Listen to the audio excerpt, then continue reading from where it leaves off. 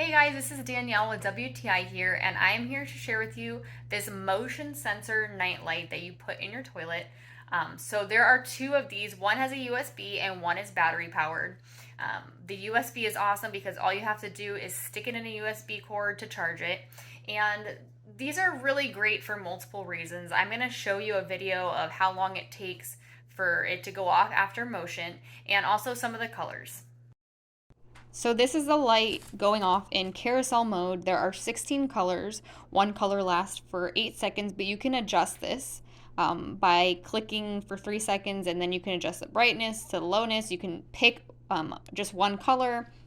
This is a lot of options for how you do it at night, but I wanted you to see the color and what it looks like. And this is me walking past it, and you're gonna see when the motion light catches it and it turns on. See? It's beautiful. I love it. I highly recommend it, but that's just my point of view.